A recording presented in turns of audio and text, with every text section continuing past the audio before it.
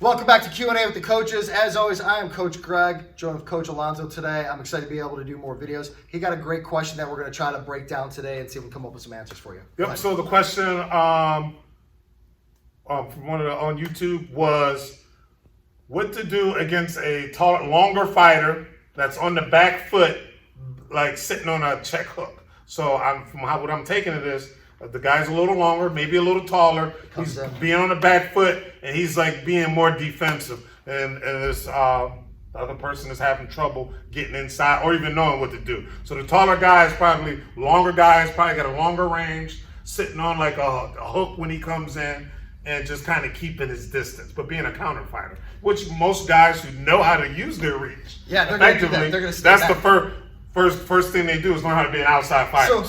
So part of it depends. Are we talking about let's do both, whatever. Okay, boxing, kickboxing, MMA. We can just on top of our head. I like fighting southpaw a lot, so that kind of changes the game in itself. Open stance. I'm a kicker, so that kind of already leads. There's a couple things I do. So it depends on what kind of stance they take. So if he's gonna play like a long guard, one of the things I like to do that I never see happen is front kick it right here to the tricep. Catch it right inside of here, and then of course standard southpaw tactics. Working outside, leg kick, top hand position, or if I can't get it, clear it in here, stuff like that. Like standard southpaw tactics. Right. And just being aware. There's also something to be said for.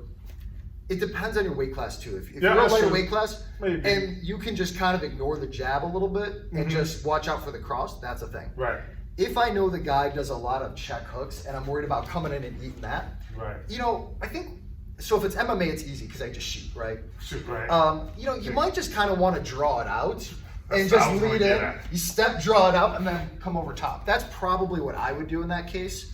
But that reach thing, I mean, it's a nightmare. It's a nightmare. Well, and I understand most people who have longer arms and legs, right? Not only they're pain in the butt in jiu-jitsu or triangle chokes, but in striking, after a while they learn like, hey, I can hit you from over here. So I want to stay on the outside. Then when they get it a little better, they just kind of want to hang out there and just catch you coming in, right? So if this is what he's asking me, first I think tactic-wise, he said some things I liked, we'll play a southpaw. I posted like a 2-minute video on southpaw tactics and hand control. So some of them strategies can work. Well, same thing Coach Greg said, blocking up the punching lane, coming in with the cross, outside leg kick. But as far as other tactics, if I have someone taller than me and they were countering me coming in, the first thing I would do is feint and fake a lot. And reason being, I want to see what he's sitting on. So immediately, I want to throw a lot of fakes. I'm going to throw some techniques, throw away, but then I'm going to fake. So I'm going to throw fakes right away, immediately,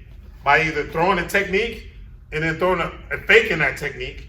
And I'm going to maybe do some tempo changes. Those are two main ones I would do immediately to draw something out to see what's coming on. So I would kind of, if I'm throwing just throwaway jabs, then maybe I would fake that jab. Or I would kind of go slow, I'm going fast. So kind of like a baby, right? Like, I'm going to get you, I'm going to get you, I'm going to get you. Like, you little kids are like, oh, right? So I would do something like that. Oh, he's sitting on the hook. Check hooks are kind of easy. Even in boxing, you can pull it out and come in.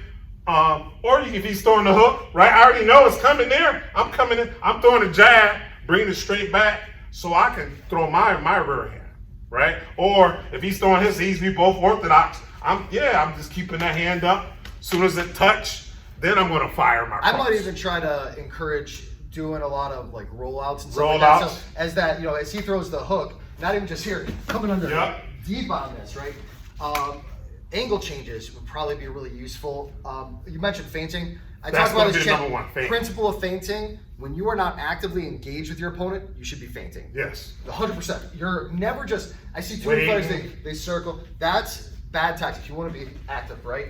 All the time, constantly overloading them, drawing it out, and then when you do go, it's a surprise to him, right? You overload his senses. It's like a muscle you wear down. And so the feinting would be one concept and tactic I would employ. And number two, this one sounds simple. The taller or the shorter guy always wants to get inside. I see shorter guys work so hard and they finally get inside and they throw like one technique. And that's it. I'm like, man, you just spent 30 seconds. I want to pull my hair out, right? And all this feinting or whatever. He get inside, and he got inside. The other guy, and he got enough. He did like one technique, and then wait. Then the guy who worked to get inside, then they jump out. They're like, whoa! Now they gotta like Tom and Jerry their way back in, you know. So keep in mind too, if you want to work getting inside, let's train getting inside. Let's train what to do when we get there. Right? That's so let's talk about that. What are your favorite tactics for pressing your way inside? Like, do you just recommend like shelling up? Man, we can have a whole video on that. A whole video. I got like 5-6 recent videos on the overhand. One of my favorite. It's not technique taught by a lot of traditional old school coaches that kind of consider it sloppy technique, but I got plenty of video, plenty of data of why it works. Again, a shorter guy versus a taller person, it's money. Even soaring your height, but it's money. Let's throw out your channel. What's your channel again? Coach Z.O. Harvey. All right, I'm gonna post it in the description below. Go check it out. Go check out his videos for more information on how to get inside. Otherwise, we're gonna be talking for another hour. Yep. Okay. So that's it. But yeah, I mean that's basically it. I also Thanks a lot. I want to throw in one more thing. Chopping away at limb exposure is a big thing. And this is something that we kind of touched on, attacking that front hand. But there's a couple other tactics that I can do here. That old school Taekwondo middle block, make him pay for leaving that hand out there, right? Stomping on his leg. If you can't get past his defense, you break down his defense. And eventually what happens is he starts constricting. So I want to throw that in before I forget. But that being said, let's go ahead and finish up here. Make sure you share with your friends. Go check out his channel. It's awesome. Thanks for watching. Thanks a lot.